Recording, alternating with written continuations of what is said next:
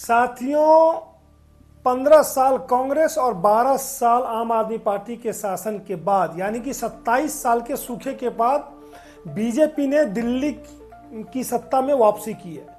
देश की राजधानी की 9वें मुख्यमंत्री के रूप में शपथ लिया है श्रीमती रेखा गुप्ता जी ने, और विकसित दिल्ली के जो उनके संकल्प हैं उसके साथ में आगे बढ़ने की एक कोशिश।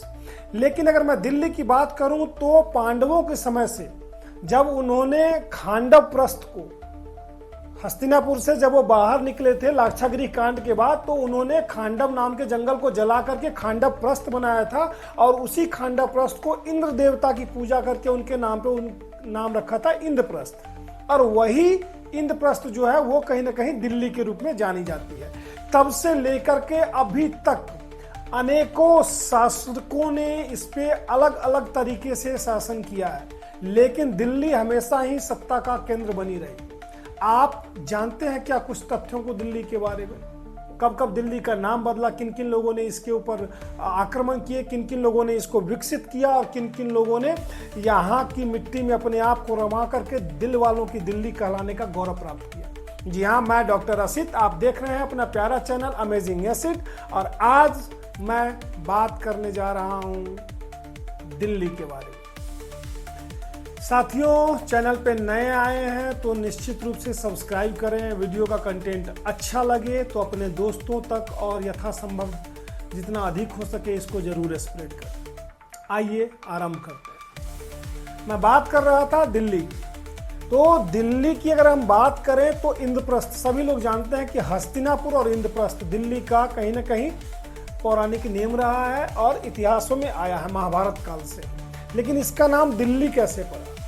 जी हाँ, सत्यार्थ प्रकाश में स्वामी दयानंद सरस्वती लिखते हैं कि 800 ईसा पूर्व में दिल्ली का जो शासन था वो एक राजा ढिल्लो के नाम से था, जिसको कि लोग ढिल्ली या दिल्लू या ढिल्लू कई नामों से जानते हैं। मॉडर्न इतिहासकारों ने भी लिखा है कि फर्स्ट सेंचुरी बीसी में यहाँ पर एक दिल्लू नाम के राजा का शासन था, और ये जो कंप्लीट क्षेत्र है इसको हम दिल्ली के नाम से जानते हैं। अब बढ़ते हैं यहाँ से थोड़ा सा आगे।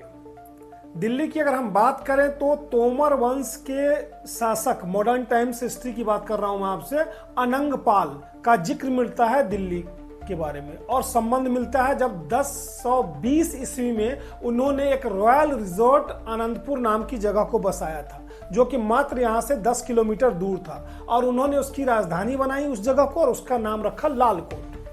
तोमर वंश के जितने भी राजा हुए उन्होंने लगभग 100 सालों तक यहाँ पे शासन किया, और उनकी राजधानी लालकोट ही बनी रही। 1206 ईस्वी में भारत के इस पटल पे पदार्पण होता है किसका? कुतुबुद्दीन ऐबक। और कुतुबुद्दीन ऐबक ने यहाँ पर गुलाम वंश की स्थापना की। वहां से फिर आगे बढ़ते हैं 13वीं शताब्दी में। अगर आप बात करें तो अलाउद्दीन खिलजी का जिक्र आता है, करेक्ट। जलालुद्दीन खिलजी का जिक्र आता है, जिन्होंने 1296 से लेकर के 1316 तक शासन किया है यहाँ पे, करेक्ट ना। उसके बाद कुतुब मीनार के उत्तर पूर्व में अगर आप जाकर के देखते हैं तो वहां पर इन्होंने अपनी नई राजधानी बनाई जिसका नाम रखा सीरी, और वही आज दिल्ली में सीरी फोर्ट के भी नाम से जाना जाता है। 1321 ईस्वी में जो खिलजी वंश था उसका अंत हो जाता है, और जो दिल्ली नाम की जगह है उसका शासन आ जाता है तुगलक वंश के हाथ। तुगलक वंश की अगर मैं बात करूं, सबसे पहले गियासुद्दीन तुगलक, जिसके शासनकाल को 1320 से 1325 ईस्वी तक मानते हैं। और उसने क्या करा कि उसने पानी की कमी के कारण वहां से राजधानी शिफ्ट की, यानी सीरी से राजधानी शिफ्ट की, और बगल में उसने राजधानी बनाई जिसका नाम रखा तुगलकाबाद, उसी के नाम पे। उसके बाद वहां से मोहम्मद बिन तुगलक, जी हाँ, जिसको कि इतिहास में पागल बादशाह के नाम से भी जानते हैं, उसने अपनी राजधानी पुनः शिफ्ट की। तो उसने अपनी राजधानी शिफ्ट करके देवगिरी में कर दी, जिसको कि दौलताबाद के नाम से भी जाना जाता है। ये वही मोहम्मद बिन तुगलक का जिसपे अभी चमड़े के सिक्के चलाने का, या जिसके बारे में कहा जाता है दिल्ली से दौलताबाद है, दौलताबाद से दिल्ली, राजधानी शिफ्ट करता रह गया था। 1354 ईस्वी में इनके जो सक्सेसर थे जिनका नाम था फिरोज शाह तुगलक, उसने फिर से दौलताबाद से अपनी राजधानी हटा करके और पुनः यमुना के तट पर, जो पुराना इंद्रप्रस्थ नगरम जिसको कहा जाता था, उसके बगल में यमुना नदी के तट पर इसने अपनी राजधानी बसाई, जिसे आज हम फिरोज शाह कोटला के नाम से जानते हैं। कहानी दिल्ली की थोड़ी और आगे बढ़ती है।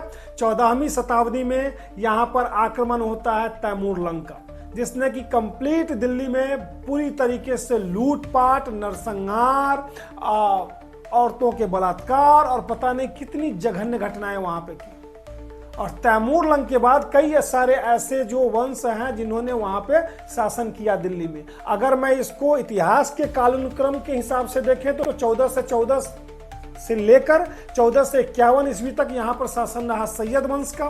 1451 से लेकर के 1526 तक इसमें शासन रहा लोधी वंश का। 1526 में अगेन याद कीजिए पानीपत की पहली लड़ाई बाबर और इब्राहिम लोधी के बीच में, जिसमें कि बाबर विजयी होता है और उसी के साथ लोधी वंश का शासन जो है खत्म हो जाता है। 1526 में नींव डालता है कौन? बाबर भारत में मुगल वंश की स्थापना करता है और मुगल वंश की स्थापना के साथ उसने दिल्ली या तुगलकाबाद या फिरोज शाह कोटला जिसकी मैं चर्चा कर रहा था, इन जगहों को नहीं बनाता अपनी राजधानी। वो अपनी राजधानी शिफ्ट करता है आगरा और आगरे से वो शासन चलाना शुरू करता है। 1530 ईस्वी में हुमायूं ने इसका नाम रख दिया, आगरा का नाम चेंज करके रख दिया दीन ए पनाह, जिसको कि 1540 में शेरशाह सूरी ने पुनः उसको हटा करके उसका नाम रखा शेरशाही। कितनी जबरदस्त घटनाएं इतिहास के गर्भगृह में छिपी हुई हैं। शायद हम इतिहास के विद्यार्थी हों तो हम जान सकते हैं, अन्यथा हमें इन चीजों का पता भी नहीं चलेगा। आगरा में बनाया हुआ जो पुराना किला है शेरशाह ने जो बनवाया था, वो शेरशाह ने बनवाया था और उसने अपनी राजधानी आगरा ही रखी, लेकिन उसका नाम रखा शेरशाही और वहीं से उनका शासन चलता रहा। हुमायूं ने पुनः शेरशाह को हरा करके कब्जा कर लिया एक तरीके से कहे। और दिल्ली की एक खासियत भी है ना, इसको अगर आप गौर से देखो, कितने स्टेटों की राजधानी के बीच में इतनी छोटी सी जगह। पुनः कब्जा कर लिया किसने? हुमायूं ने। और उसके बाद वहां पे अकबर, जहांगीर, शाहजहां सब वहीं से शासन चलाते रहे। शाहजहां ने बाद में पुराने किले से शिफ्ट करके अपना जो एक नए किले का निर्माण किया और उसका नाम रखा उर्द ए मौला, नए किले को, जो कि आज की डेट में भी नया किला बोला जाता है। लेकिन 1648 में उसने स्थापना की, निर्माण किया किसका? लाल किला का, और अपनी राजधानी आगरा से शिफ्ट किया लाल किले में और उसका नाम रख दिया क्या? शाहजहांपुर, जिसको कि आज हम पुरानी दिल्ली के नाम से जानते हैं। बड़ा मजा सा आता है ना, कई बार जाते हैं तो कई बाहर के लोग कंफ्यूज भी रहते हैं, साउथ के स्पेशली, ये दिल्ली है, पुरानी दिल्ली है, नई दिल्ली है, व्हाट इज दिस? शायद इसीलिए मैं आपको इतनी क्लैरिटी के साथ बता रहा हूं कि वो जो शाहजहांपुर था ना, वो आज की डेट में कंप्लीट पुरानी दिल्ली का एरिया है। तभी आप देख पाते हैं कि वहां पे रेड फोर्ट भी बगल में है।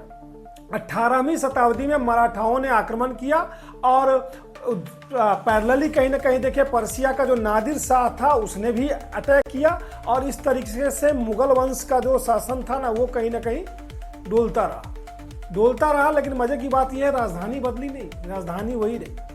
1803 ईस्वी में ब्रिटिश जो सेना थी ना, उसने मुगल वंश के अंतिम शासक, जिसको हम बहादुर शाह जफर के नाम से भी जानते हैं, बहादुर शाह जफर को उनसे पूरा का पूरा दिल्ली छीन लिया, लेकिन कागज में उनको राजा बनाए हुए रखा अंतिम तक।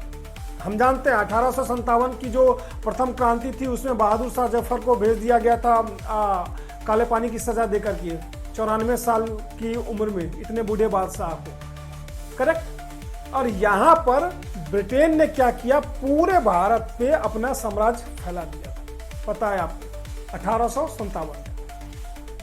उसके बाद, उसके पहले क्या होता था? उसके पहले ब्रिटिश जो गवर्नमेंट थी, इनकी राजधानी हुआ करती थी कोलकाता। लेकिन 1857 की क्रांति के बाद इन्होंने देखा कि हब तो बना हुआ है यहाँ दिल्ली, तो लेट्स शिफ्ट टू दिल्ली। फिर इन्होंने प्लान किया कि भाई दिल्ली को एडमिनिस्ट्रेटिव हब बनाया जाए, या यूं कहें कैपिटल बनाया जाए, और प्रशासनिक रूप से इसको अपनी राजधानी बनाने का निर्णय लिया गया ब्रिटिश एम्पायर के द्वारा, और उन्होंने ये जिम्मेवारी सौंपी किसको? सर एडविन लुटियन को। एक कमेटी बनाई गई, उस कमेटी का इनको चेयरमैन बनाया गया, और 1912 में जो दिल्ली है ना, वो नई दिल्ली का निर्माण किया गया, जिसको आज हम लुटियन जोन्स के नाम से भी जानते हैं, नई दिल्ली के नाम से भी जानते हैं। आप देखोगे राष्ट्रपति भवन हो, संसद हो पुराना वाला, तो ये सारे जो कहीं ना कहीं बिल्डिंग्स हैं, ये सारी आपको उसी एरिया में मिलती है। तो ये तो कहानी थी स्वतंत्रता के पूर्व की। स्वतंत्रता के बाद क्या हुआ है दिल्ली में, और दिल्ली के शासक कौन कौन लोग रहे हैं? स्वतंत्रता के बाद दिल्ली को, या यूं कहें नई दिल्ली को, भारत की राजधानी बनाया गया। सबसे चमकता दमकता हुआ एरिया दिल्ली का हार्ट आप कह सकते हैं, करेक्ट, जिसमें कनॉट पैलेस वगैरह सब आते हैं। और दिल्ली को एज ए मेट्रोपोलिस ही डेवलप किया गया। सबसे पहला इलेक्शन होता है वहां पे 1952 में, जहां पे कांग्रेस जीत के आती है, और कांग्रेस के जो ब्रह्म प्रकाश होते हैं वो दिल्ली के पहले मुख्यमंत्री बनते हैं। किसी कारणवश उनको इस्तीफा देना पड़ता है, और 1955 से लेकर 1956 तक सिर्फ 1 साल के लिए गुरुमुख निहाल सिंह दिल्ली के दूसरे मुख्यमंत्री बनते हैं। 1956 में संविधान में संशोधन किया जाता है नेहरू जी के द्वारा, और इसको दर्जा दिया जाता है यूटी का, यानी यूनियन टेरिटरी, केंद्र शासित प्रदेश। और इस तरीके से वहां का जो मुख्यमंत्री जो है वो उस चीज की जो वैधता थी कहो, या उसका जो प्रोविजन था, उसको खत्म कर दिया जाता है। पुनः 1991 में एक और संविधान संशोधन किया जाता है, जिसमें यह बताया जाता है कि ये रहेगा तो यूटी, लेकिन यहाँ पे जनता के चुने गए प्रतिनिधि जो होंगे वो यहाँ पे होंगे, और उनकी संख्या की जाती है 70। 1993 में चुनाव होता है, जिसमें बीजेपी बहुत ही जोर शोर से बनती है, जिसमें बीजेपी के 3 मुख्यमंत्री, पहले मदन लाल खुराना, उसके बाद साहिब सिंह वर्मा, और उसके बाद श्रीमती सुषमा स्वराज। ये 3 लोग 5 साल के अंदर ही 3 मुख्यमंत्री बनते। उसके बाद दोबारा चुनाव 1998 में होता है, जिसमें कि बनती हैं कांग्रेस की शीला दीक्षित, और उसके बाद कंजिक्यूटिव 2 चुनावों में वो खुद जीतती हैं, और कांग्रेस की सरकार बनती है दिल्ली में, मुख्यमंत्री भी शीला दीक्षित बनती है। लेकिन 2013 में नई दिल्ली सीट पे वो हार जाती हैं अरविंद केजरीवाल से, और 2013 से लेकर के 2024 तक अरविंद केजरीवाल अलग अलग टाइम में बनते हैं दिल्ली के मुख्यमंत्री। 2024 में घोटालों के आरोप के कारण ये जाते हैं जेल, और ये बनाते हैं वहां पे आतिशी मरलेना को। 2025 में पुनः से एक बार बीजेपी पूर्ण बहुमत में आती है, और दोस्तों बनती है यहाँ की मुख्यमंत्री श्रीमती रेखा गुप्ता। देश की राजधानी जो है उसका एक अलग इंपॉर्टेंस है, कम से कम उसका चेहरा इतना चमकता दमकता सुसज्जित होना चाहिए जो विश्व पटल पे अपना एक इंपैक्ट छोड़े। मैं ऐसा नहीं मानता हूं कि सभी लोगों ने दिल्ली को लूटा ही, चाहे वो बाहर के आक्रांता हो या हमारे देश के नेता, लोगों ने काम भी किया है। लेकिन मैं इतना अवश्य मानता हूं कि जिस स्तर की राजधानी होनी चाहिए थी विश्व के सबसे बड़े लोकतंत्र की, शायद दिल्ली अभी तक वो अचीव नहीं कर पाई। Let's hope for the best. कैसा लगा ये वीडियो कमेंट सेक्शन में लिखना बिल्कुल ना भूलें। दिल्ली के बारे में ये जानकारी मिलते हैं फिर किसी अगले वीडियो में। धन्यवाद।